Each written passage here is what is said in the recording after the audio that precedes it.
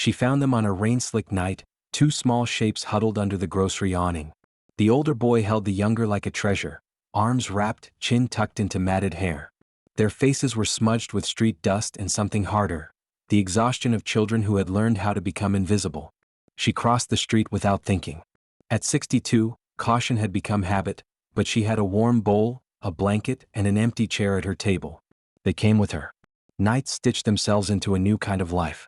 The little ones learned the rules of a small house. The hum of the fan, the sun at the kitchen table, the radio when she hummed old songs. She fixed their scabs and taught them to boil eggs without burning the pot. They called her Ma. They became a family of odd rhythms. Birthdays with canned frosting, a second-hand bike, Saturday sitcoms. The older boy worked stacking chairs. The younger fixed lawnmowers. They painted the porch and argued over the remote. Life fed itself in small measures. Then a night of sirens rearranged everything. Teenagers broke a shop window. The police made a sweep. The older was arrested. The younger ran until he couldn't run anymore. In the confusion, the police arrested someone who matched a silhouette seen fleeing. Evidence tangled into a story that led to a trial. She sat in the courtroom with hands trembling like moth wings. The record called it conspiracy and culpability. The judge read a sentence that felt like a foreign language. She was 68 when the verdict came: life. The warden's keys kept time to the rhythm of new days. She learned to make small things mean something.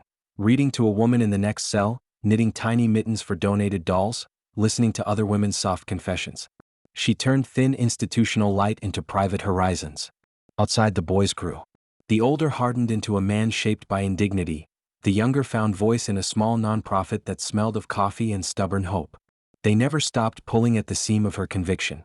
Letters began as apologies and promises, then turned into action.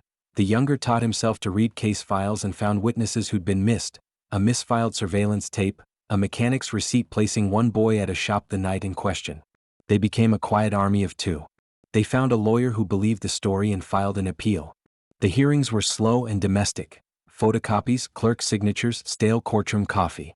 Neighbors testified the boys were at a diner. A witness admitted her memory had been clouded by adrenaline. Little pieces that should have mattered were assembled like puzzle pieces. She sat in the appellate gallery with folded hands, breath shallow from 27 years of practiced waiting. When the judge said vacated, the word felt like a hand undoing a knot. The sentence that had been a canyon was unpicked enough to let her out. Freedom arrived as a series of reintroductions. The first step out of the gate was a world wrong in color and right in sunlight. The men were there, older, edges softened by time. They hugged her like people remaking a missing shape. They did not say they'd paid for her decades. They told stories instead, of neighbors who watched them at night, of diner shifts learned like a prayer, of the relentless paperwork that became a kind of love. They had done more than bring keys, they had rearranged her life. Her door wore a fresh coat of paint, wind chimes hung on the porch, and a patch of marigolds brightened the yard. Neighbors brought potato salad and chairs with worn fabric. The men fixed the sagging step. They enrolled her in a community choir because you always sang loudest. They made sure her fridge held more than canned goods and taught her to send a smiling text. She relearned small freedoms: boiling soup without counting sorrows, tasting coffee that didn't arrive through barbed wire, letting a clock be a companion. The town watched and forgave in increments. People dropped off pie and the occasional scolding. Don't let them coddle you. Let them help. They celebrated summers in the garden. The men left notes on the table, errands, jokes, plans. They pushed her to take tiny risks. Ride a bus to see a play, give a talk at the library about how books can be bridges. Teenagers asked how one becomes a family. She said plainly, family is often the deliberate miracle of people who decide to stay.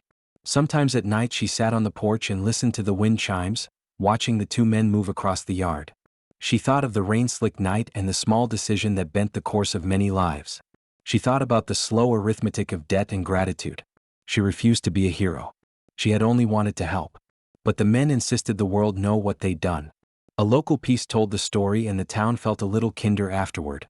At 79 she taught children at the community center, hands in her lap, smiling when a kid asked how to make a family. She offered a bowl of soup and, if someone was lucky, a stubborn faith that people can find their way back to one another. On the porch, under the wind chimes and late afternoon light, they sat, older, softened, tattered at the edges but whole. The two men teased her about folding laundry. She teased them about mispronouncing her name when they were small. They built a life full of small mercies. Sometimes she would close her eyes and feel two simple bands on her fingers, a pawnshop laugh and a thrift store joke, and remember that one rainy night when a single small choice had unspooled so much of their lives.